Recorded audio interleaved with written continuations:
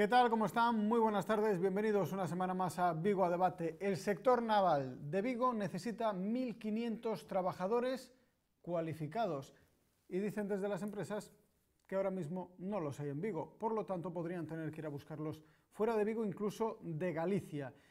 Empresas que empiezan a canibalizarse, se ha dicho, los trabajadores entre sí, personal más cualificado, pagando incluso por encima de lo que está regulado en el convenio. Todo esto lo hemos querido traer hoy a esta mesa de debate en donde hemos invitado a los sindicatos del sector naval. Nos acompaña Rubén Pérez del sindicato UGT. ¿Qué tal, Rubén? ¿Cómo estás? Bienvenido de nuevo. Hola, boa tarde.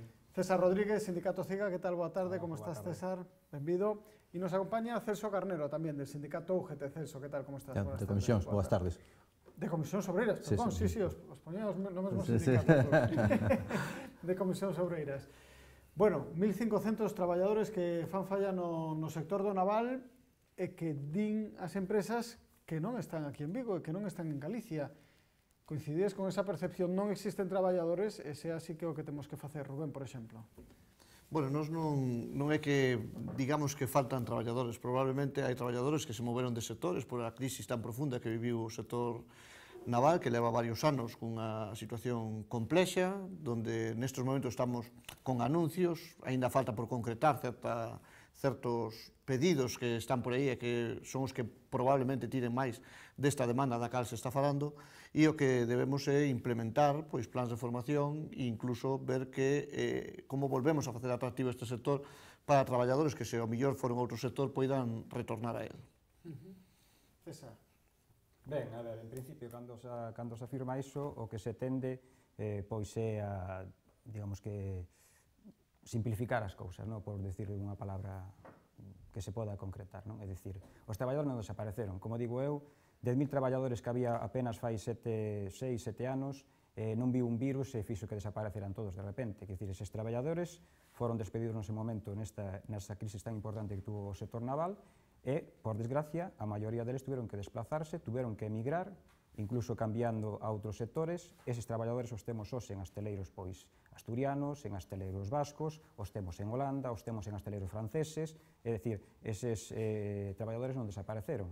Aquí o que fai falta é que se den as condicións aceitadas para que eses traballadores volten de novo ao sitio onde non tuveron que haber marchado.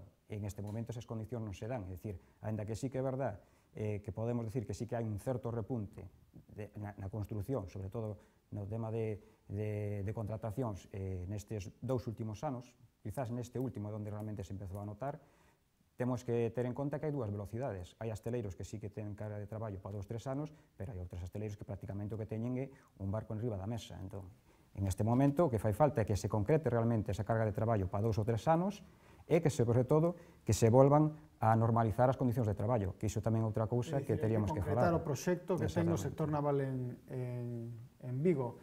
Celso, coincides? Sí, cabe destacar que realmente, aínda que o traballo se vai a facer dentro do hosteleiro, a necesidade son dentro da industria auxiliar. Os hosteleiros reclaman que as empresas auxiliares teñan traballadores en disposición para poder abordar as cargas de traballo que temos. E que as propias plantillas dos hosteleiros cada ano están mermando continuamente e en contrapartida está crecendo a industria auxiliar, co cal tamén hai un cambio de formato que non se está abordando e que ao mellor os hosteleiros teñen que retomar de novo contratación directa e contratación polo propio hosteleiro.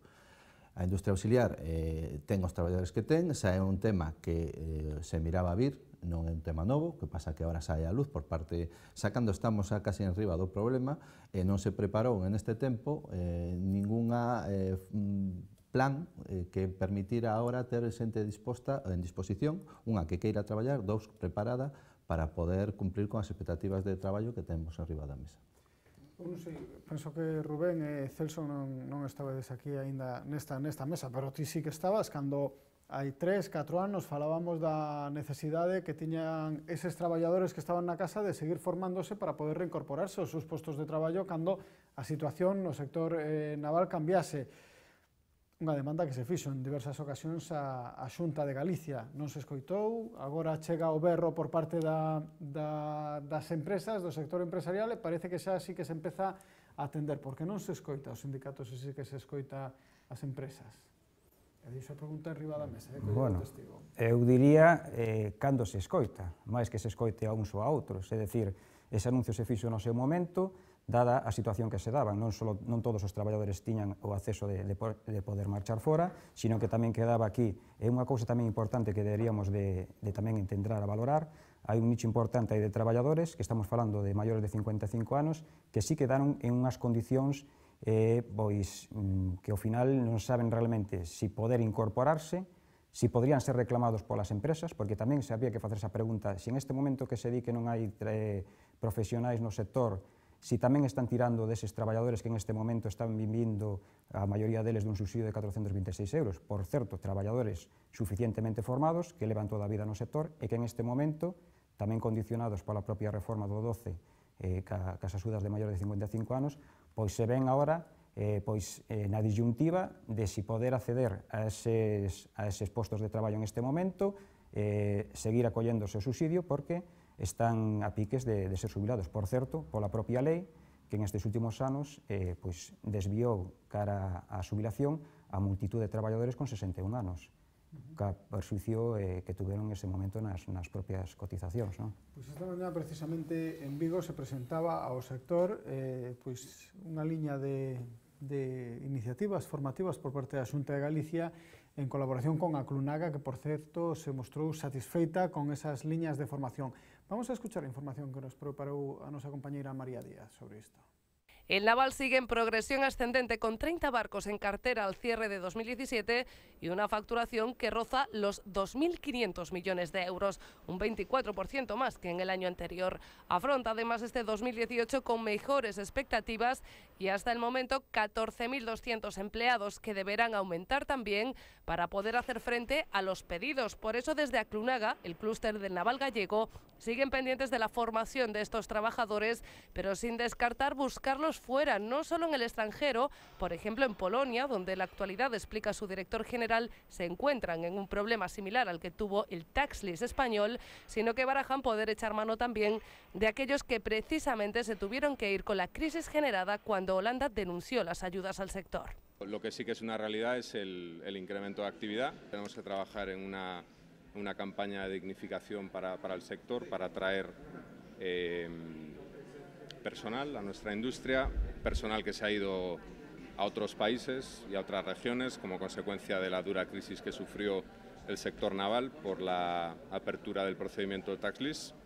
Es decir, es un contexto en el que debemos trabajar en diferentes frentes y tenemos que minimizar lo máximo posible que no se incremente este riesgo y que haya instrumentos disponibles para las empresas auxiliares y astilleros para poder contratar y, sobre todo, antes de contratar, poder formar personal cualificado y que esté preparado para entrar tanto en las industrias auxiliares como en las factorías de los astilleros. Para actualizar a los trabajadores que han estado fuera del mercado en este tiempo, el sector sigue reclamando formación y este miércoles han conocido los planes de la Administración Autonómica, que espera poder formar a 1.400 trabajadores desempleados y 800 en activo. O ano pasado tivemos cursos para desempregados dentro do plan de formación para o naval, no que a Xunta de Galicia investiu entre o 17 e 18 12 millóns de euros. Coa programación 17 e coa nova programación 18 estou seguro que daremos satisfacción ás necesidades do sector naval. A Clunaga pide formación para seguir construyendo un naval fuerte, innovador y competitivo que afiance su presencia en el mercado exterior. Bueno, non vamos a entrar nos cursos en sí mesmo porque tamén sería moi extenso, pero pensades que xa se está por fin facendo algo para tratar de solventar esta situación?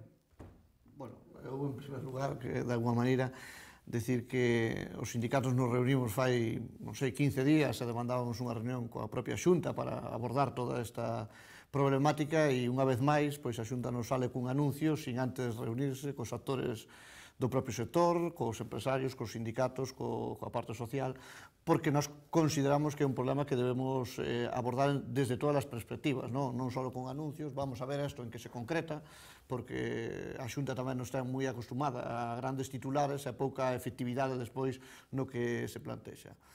E ti antes, pois, decías de que se nos escoitaba ou non deixaban escoitar. Bueno, a experiencia últimamente... Eso que xa contestaste a iso tamén. Sí, porque a Xunta, evidentemente, non ten ningún tipo de modelo de política industrial para este país e moito menos para este sector. E ás veces, pois, temos a sensación que incluso cando viu Taslis, pois, de alguma maneira, hasta viulles ben para tapar a súa inacción en plantexar un sector de futuro que agora estamos vendo as carencias que podemos ter para abordar esta nova concepción do sector naval, que os tempos pois han cambiado nos últimos 10 anos en este sector tamén. Bueno, pero é unha nova concepción do sector naval ou sinceramente outro episodio, outro momento?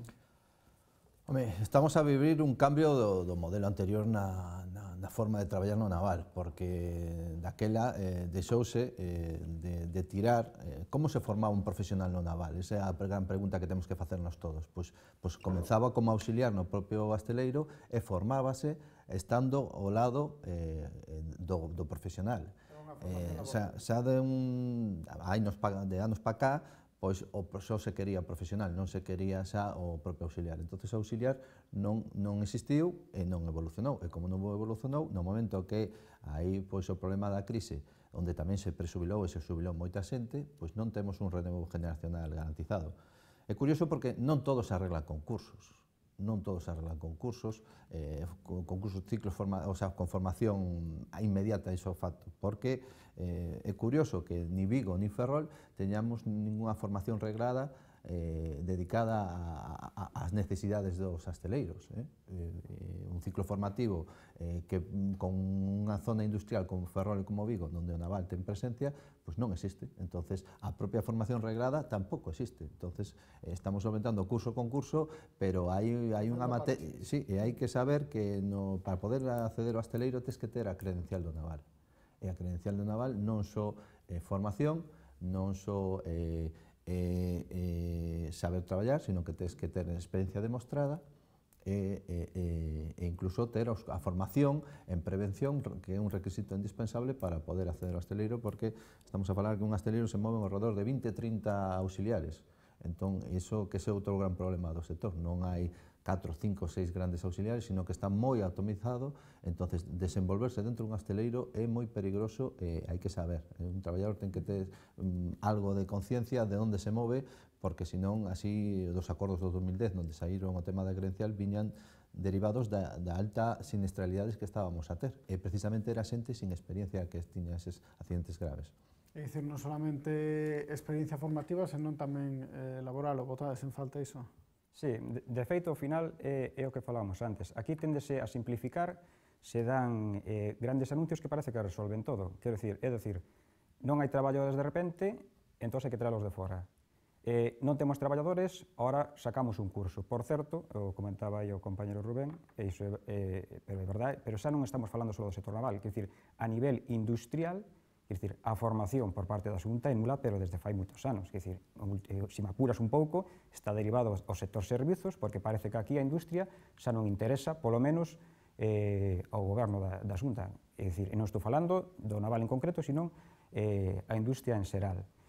Outra cuestión que estaba comentando aquí, Celso, sí que é unha cuestión tamén importante, quer dicir, na construcción naval sempre a formación se fixo desde a propia experiencia dentro da propia empresa, independientemente da formación que tuveras académica no seu momento, non?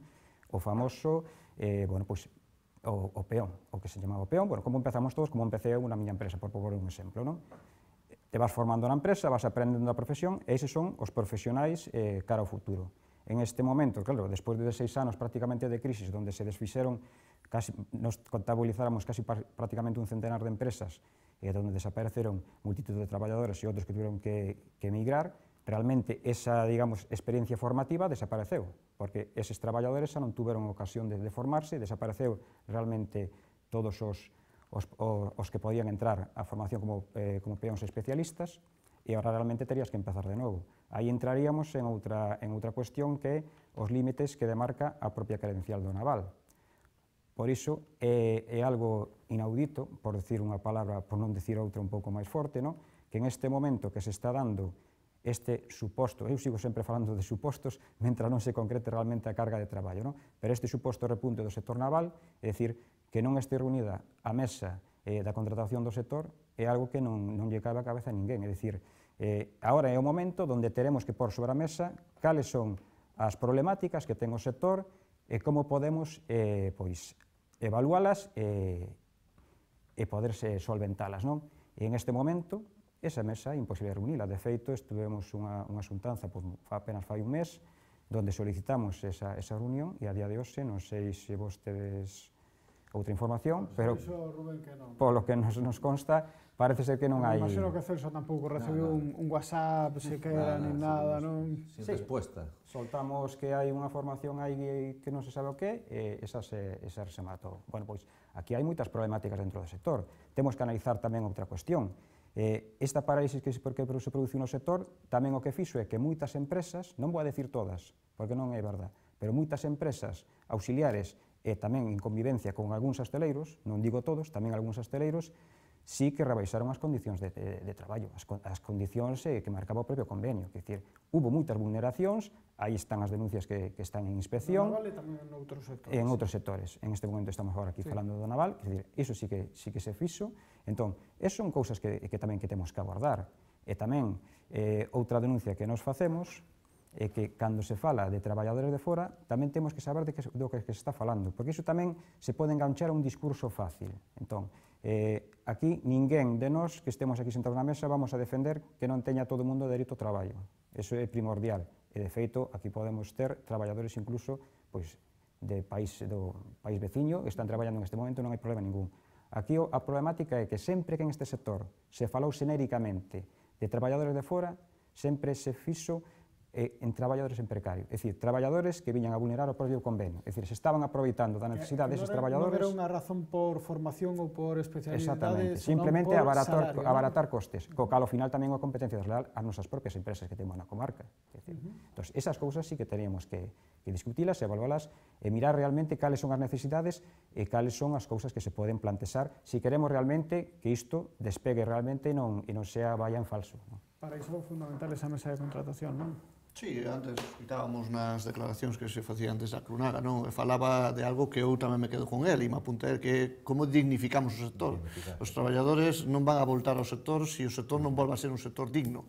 E digno é precisamente combatir toda a precariedade que se xenerou durante as épocas de crisis que sabemos que sempre axudan a que, bueno, as necesidades pois apremian máis moitas veces que os dereitos, que exercer os seus dereitos, e agora toca dignificar e polo tanto, para eso deberíamos reunirnos, deberíamos estar compartindo e facendo unha diagnose de cales son realmente as necesidades, porque ao mellor estamos apuntando incluso en direccións equivocadas. Eu creo que, de alguma maneira, eso pasaría pois polo que vimos reclamando, como decíamos os tres que estamos na mesa desde fai un mes, pois que se reúna a mesa e que a partir de aí vexamos as necesidades, estamos vendo, pois, bueno, como incluso estamos entrando en algún nicho de mercado dentro da construción naval diferente ao que se practicou na ría, pois eso ao mellor trae outras derivadas de formación e de especialización que hasta ahora pois non tiñamos contempladas e nós materiais avanzaron nestes 10 anos tamén. Sí, estamos vendo a industria 4.0 que tamén chegará aos hosteleiros porque non van a seguir. A impresión en 3D, eu penso que tamén abre unha porta moi importante no sector naval, por exemplo. Evidentemente, estamos ante novos retos, non? Que eu creo que entre todos deberíamos analizalos para dar a resposta adecuada, non? Pois, como se decía, pois venga, facemos un anuncio de cursos e pensamos que ao día seguinte estemos resolto o problema do cal estamos a falar nestes momentos que consideramos que é máis amplio e como se decía, pois non se pode chegar a esta simplificación que moitas veces se chega a través dos titulares.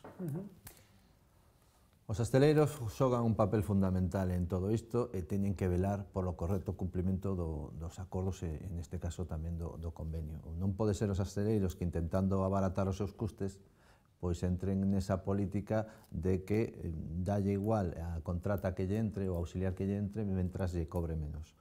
Entón, xa estamos vendo, xa temos incluso denunciado nós desde Comisión Obreiras ante Inspección de Traballo, empresas que dentro dun hosteleiro están a traballar un formato totalmente distinto ao que é o cumprimento do convenio. E o temos que denunciar nós como sindicato, pero está baixo o paraugas do hosteleiro. O hosteleiro é o responsable subsidiario. Entón, temos que xuntarnos todos e temos que ter todos claras as reglas de xogo, porque traballadores de fora, xa o dicimos, non hai problema do traballo, pero ollo, en que condicións, porque xa vivimos esta experiencia de traballadores colombianos, traballadores portugueses que viñan con condicións inferiores. Cando conseguimos que nos presentaran as nóminas, resulta que os ingresos no banco eran inferiores ás nóminas. Cando pelexamos tamén polo que, para poder tutelar os ingresos bancarios, resulta que lle ingresaban o diñeiro e logo lle devolvían o diñeiro o patrón. Entonces, non podemos entrar en esa espiral de novo de que o que queremos é salarios máis baratos e abaratar os costes para que o hosteleiro gañe máis cartos. Temos que xogar todos coas mesmas reglas de xogo, o cumplidor ten que estar en primeira línea e ten que ser o principal actor de traballo na industria auxiliar, e non pode ser que un cumplidor é o que este abrindo as portas na maioría das empresas. Porque, como decíamos, está moi atomizado, estamos falando de 20-30 empresas auxiliares en cada hosteleiro. Entón, e algunha pequena, 5 ou 6 traballadores. Entonces, isto é incontrolable. Entonces, é importante que o análisis de situación para poder as medidas en riba da mesa necesarias, pois o fagamos todos os actores, dende os sindicatos, os hosteleiros, a administración e incluso a propia Inspección de Traballo, tal como está na Mesa Auxiliar de Emprego do Naval, que hemos reclamado que se volta a reunir para facer un análisis. E logo xa miraremos que é o que hai que facer. Xa dixestes que non tivestes ainda novas dende a Xunta de Galicia. Algunha reunión, algunha chamada por parte da patronal ASIME, dos hosteleiros, das empresas do sector auxiliar? Alguén falou con vos para explicarvos cal é o proxecto que ten o sector naval vigués, hacia onde ten que tirar esta nova liña que ten que seguir, ou tampouco? Tampouco. Bueno, a ver, nos fai un mes, decía César, non? Estuvamos reunidos precisamente con ASIME tamén, que, decir, ao final a chamada era un pouco conxunta, pois porque se detrás había que soportar plans de formación e outro tipo de axudas, pois a administración ten que xogar un papel central en toda esta cuestión. Faltanos a terceira pata, por lo menos desde o noso punto de vista, falta a terceira pata, que é a administración. E hoxe nos encontramos, pois, por lo menos dende a UGT, con esta sorpresa de que ven a Vigo, fai un anuncio de formación, e eu non sei se eles dan por feito que xa se acabou. Nós vamos a seguir insistindo, porque creemos que é fundamental, como decíamos, sentar as tres patas para bueno, pois, facer esa evaluación da cal estamos falando agora. E botades en falta esa comunicación tamén coa empresa? Sí, a ver. Non xa só con ASIME, que por certo tamén estaban invitados a esta mesa, tiñan a vontade de vir, finalmente por un problema de axenda non conseguimos que Enrique Maior, neste caso, viñera, así que mostrou a súa vontade a volver a sentarse na mesa cando poida, porque cando volvamos a convocala, porque, dende logo, teremos que seguir falando deste asunto. Pero por parte dos hosteleiros, que son, en definitiva, os que toman as decisións sobre as liñas que teñen que seguir, porque son os que optan os contratos. E logo, bueno, pois a industria auxiliar é a que se suma para optar a facer componentes deses barcos, deses proxectos. Tedes algunha comunicación por parte de algún directivo dos hosteleiros ou algunha intención de reunirse con vos para decir, oye, as necesidades que temos son estas, e temos estas necesidades porque o que queremos é optar a este novo tipo de barcos que falabas ti antes, por exemplo, Celso. Este tipo de buques que ten características diferentes aos que viñamos facendo hasta agora, vamos a facer eses barcos do sector pesqueiro, por exemplo, que se falou tamén en cargos dende Arbi, novos barcos tecnolóxicos, algunha liña neste sentido?